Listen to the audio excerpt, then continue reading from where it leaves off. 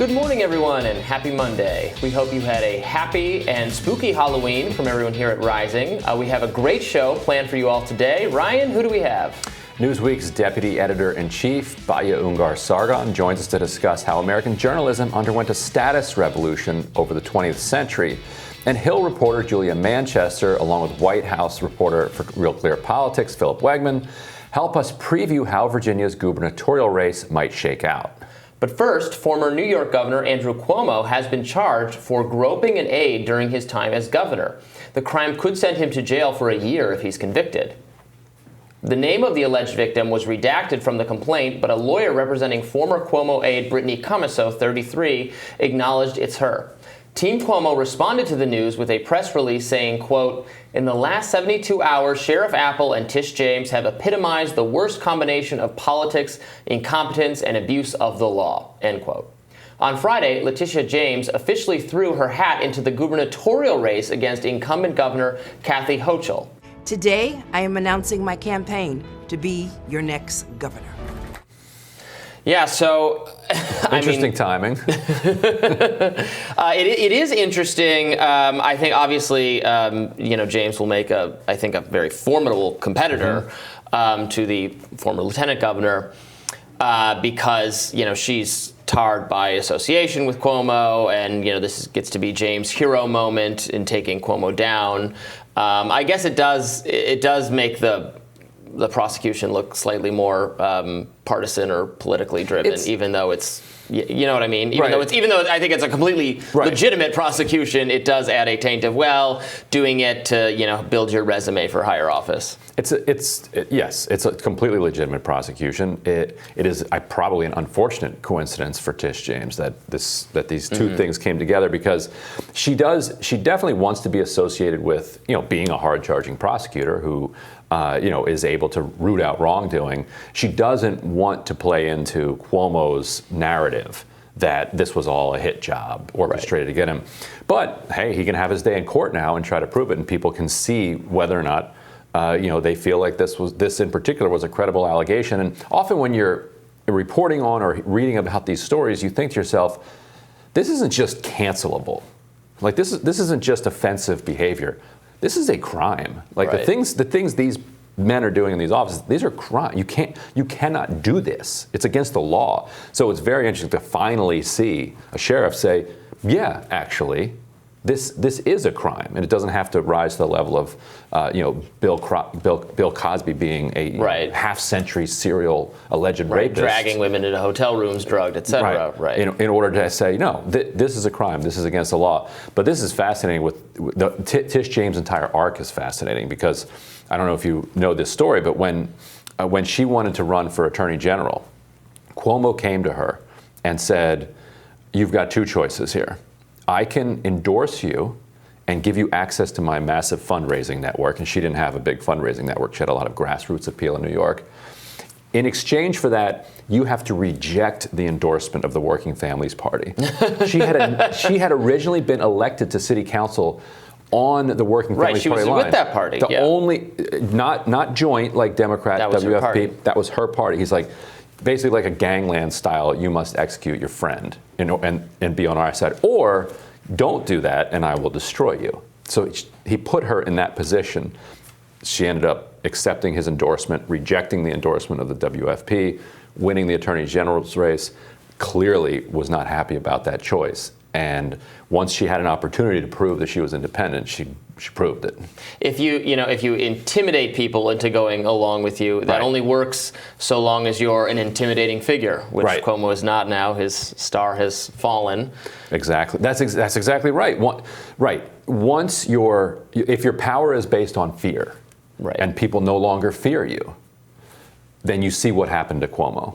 Like he held it together through fear for a generation. But then once that was gone, everybody just, he didn't have a single loyal person to him. And like you said, he deserves his day in court just like anyone else. I absolutely believe that, also Me Too accusations, if they're criminal complaints, everyone deserves due process. So he is totally entitled to that. But we are also perfectly allowed to peruse the many, many complaints and judge their the merits of them based on what many people have come forward and said about him. Indeed. So anyway, here in Washington, Democrats had been plowing forward toward a Tuesday vote on both their reconciliation package and their infrastructure bill. They late last night, a House Democratic source reached out to a bunch of reporters and said, we made a bunch of progress, specifically on the prescription drug provision, which was not in the text that went Thursday to the Rules Committee. Therefore, we're still working on the legislative language. That means we can't do our Rules Committee vote today. It means it's very difficult to do a vote on Tuesday. They're still looking at potentially, and they're claiming they're going to do it this week. They may do it this week. It's interesting that they're citing signs of progress.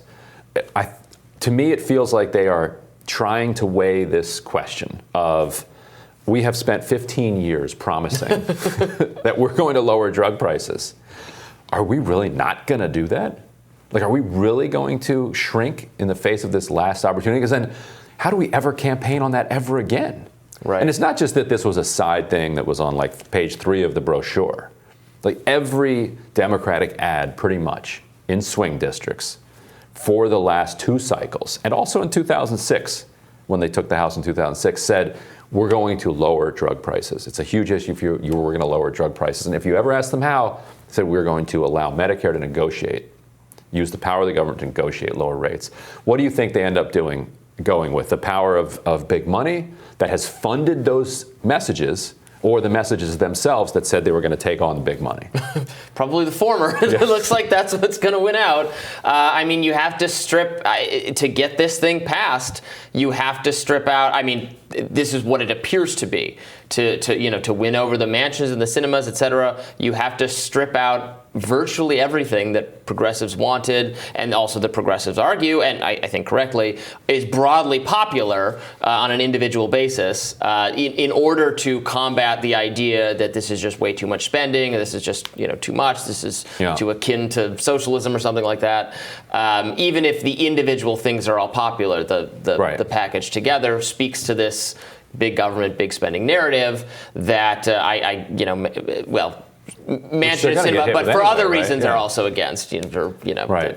The other big thing that's falling out is family and medical leave. And so this weekend, Kirsten Gillibrand, Nancy Pelosi, even Sinema kept pushing Joe Manchin, saying, come on, Joe, let us have this. And at Pelosi's press conference at the end of last week, she said, she even did this. She said, we're going to work on just getting the babies. Because right now it's Family and Medical Leave Act, which means if your own medical crisis or you need to take care of someone in an older generation or somewhere else in your family, you could have leave. So now they're saying, okay, forget that. Just do the babies. Right. Just let us have the babies. And so they thought that since they took it down from 12 weeks to 4 weeks, maybe they'll take it down even more, and they'll just make it for childbirth.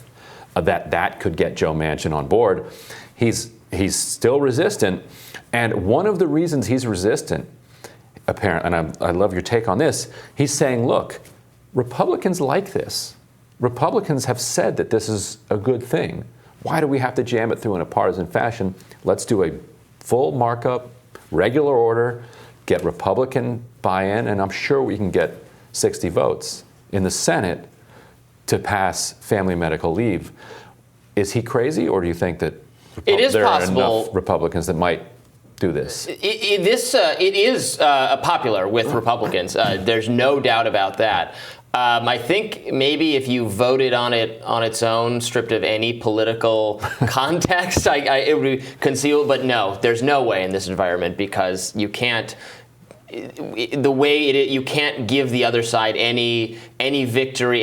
Republicans are going to fight the Democrats could be wanting to pass a tax cut right now, and Republicans would be saying no because the Trump tax cuts didn't go far enough.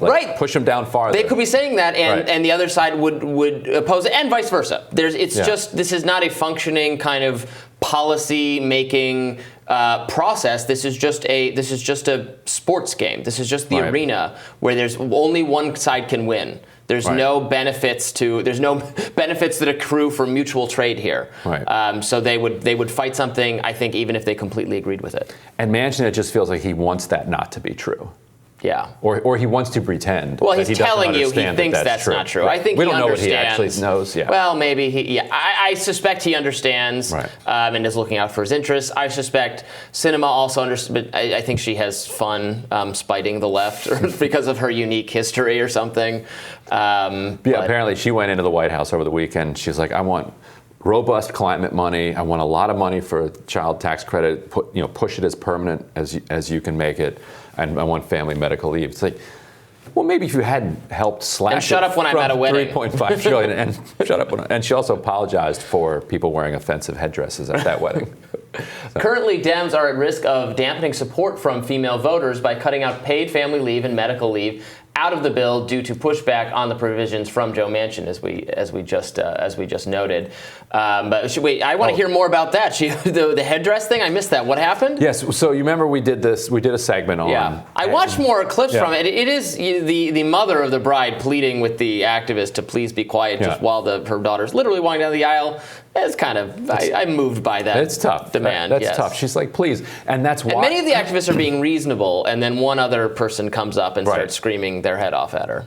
And that's why they agreed, I think, to be quiet for the ceremony. Were quiet for a little bit. Yeah. Somebody came in and was like, look, she's right. Like this, it's not the bride's fault. It's not the mother of the bride's fault. Let's just be chill for the ceremony. And that was kind of touching, I thought. And then as soon as the ceremony was over, they started shouting and screaming again. Yeah. But there were a couple guests at the wedding who were wearing these like massive Native American headdresses. And Sinema put out a statement saying that she knew the bride and groom, and that's why she officiated, but she didn't know the guests, and she was offended by their headdresses, and she did not interact with them at all. So that was her. So that's Sinema's comment on this. Now, to your point about the tax cuts and Republicans, Rick Scott was actually asked recently, hey, so you don't like what this does to the deficit? Let's do something about the Trump tax cuts. Here's Rick Scott. This has got to end. This is causing inflation. I mean, this is hurting the poorest families. It's not hurting the rich. It's hurting families like mine growing up. They have struggled to put food on the table with this ridiculous inflation. Solve that. We've got to live within our means like every family does. But, Senator, you talk about living within your means. You talk about the debt. You talk about deficits. The Trump tax cuts, which were passed in 2017, the year before you were elected to the Senate, is estimated by the Congressional Budget Office that it is going to increase the deficit by over $2 trillion over 11 years. So should the Trump tax cuts be repealed? My experience is I cut taxes and fees 100 times over $10 billion, and I actually balanced a budget and paid off a third of the state debt. You can do both. I mean, I agree with him in theory. I support tax cuts and also lower spending. But every time Republicans, now they're out of power, get on this, oh, no, we're spending too much kick. Yeah, I'm sure. Right? Because they've never, like the Trump administration, the Bush administration, they have made no effort, the last serious effort to actually spend within our means by the government took place during the Clinton years. So it's laughable. Yeah, two of the biggest spending presidents of the last couple generations were Ronald Reagan and George W. Bush. Yeah. And everybody knows that. But if they get back into power, they're going to really care about spending next time. They definitely will. And we'll tell you what's on our radars up next.